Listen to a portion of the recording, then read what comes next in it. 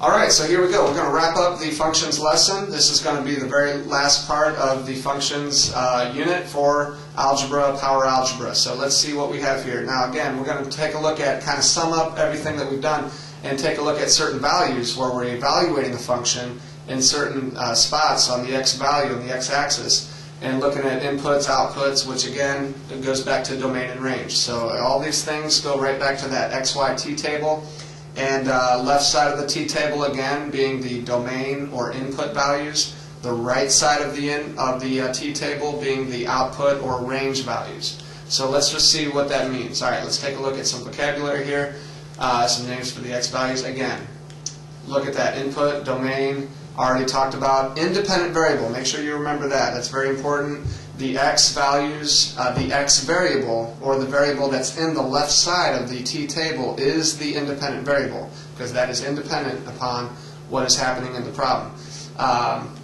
What are the y values? Here we go. The right side of the t-table is basically your output, your range, as I mentioned just a minute ago, and that would be your dependent variable. Again, very important. Normally the dependent variable is y.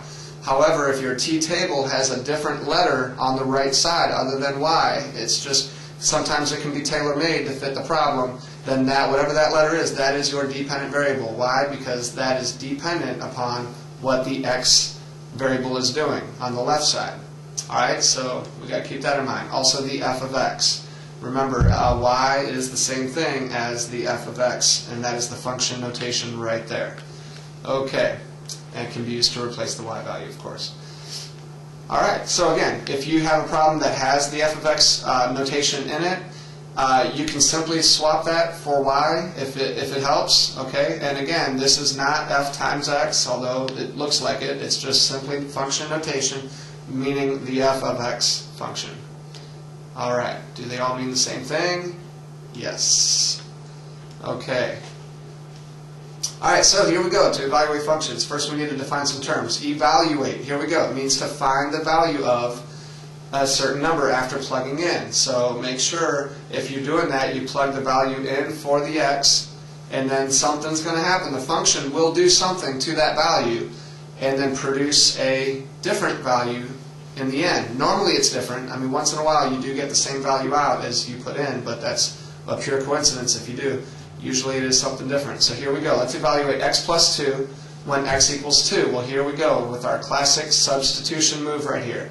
If they're going to assign a value to x, here namely it's 2, we are allowed, in fact we're encouraged to go ahead and put the 2 in for x where that belongs. So we go ahead and take out the x, put in the 2, substitution, take the x out, replace it with the 2, and that will yield a 2 plus 2, which you can already guess is going to be 4 here. Alright, so let's see what, there it is, right? So we got that. You can evaluate an expression, and you can evaluate an equation as well.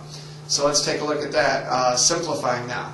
Okay, simplifying means less complicated. So let's see an example of that. Alright, 2 squared plus 8 times 3. Right away, you have a dilemma here. What should you do first? Well, if you remember your order of operations, we all remember the saying, please excuse my dear Aunt Sally, standing for PEMDAS. It's going to come into play here, and we all know in math terms that that's your parentheses, exponents, multiply, divide, add, subtract from left to right. Remember, PEMDAS, P-E-M-D-A-S, always comes into play here. Got to go by the order of operations to do this correctly. Here we do 2 squared is clearly 4. Now I know what some of you might be thinking, well wait, I thought we're supposed to do parentheses before exponents. Didn't P come before E? Well here, even though this looks like parentheses, technically this is really just a multiplication move right here. That's just simply saying 8 times 3. The P for parentheses is more for if there's more than one operation going on inside a quantity or inside a parentheses. So keep that in mind. Sometimes parentheses can be disguised a bit. But here, this parenthesis simply just means multiply, which will go with the M on PEMDAS instead of the P. But yeah, we squared the 2 first, that's the exponent. 4, now we're left with here. Do we add the 4 and 8, or do we multiply the 8 and 3? Well, clearly, if we check our PEMDAS, M comes before A, so we're going to multiply the 8 times 3. You must do that first before you add the 4. Now we're going to do that at the end. So there's the 8 times 3, 24, adding the 4 in the end to make 28. So Right. Starts off complicated a little bit. We're going to simplify it and make it less complicated. All right, so that's a good way of putting that. Okay, solve. Here we go. We will solve to find the value of a variable in an equation.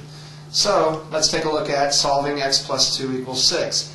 Clearly there's more than one way to solve this equation. Some people would just look at the x value and say, well, the only number that you can add to 2 to get 6 would be, you can use your imagination on that. Or you can solve it algebraically, meaning using algebra techniques to solve this equation. Going back to your strategies on, whatever you do to one side, you got to do the same thing to the other, that sort of thing.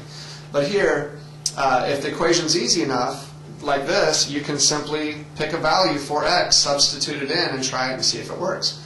Nothing wrong with that. You got your x value. It's clearly going to be 4 here. 4 plus 2 equals 6.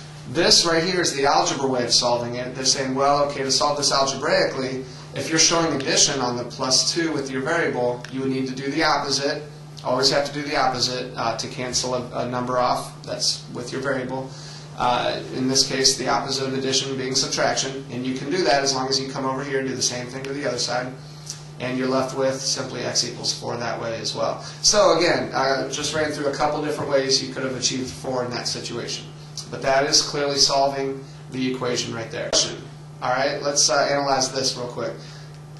Let's just talk about, okay, expressions, evaluate yes. Equations, evaluate yes. Okay, you can evaluate both an expression and an equation and then plugging it in to find the value. So, but simplifying, yes, you can simplify an expression. But here's where, okay, we can also simplify an equation.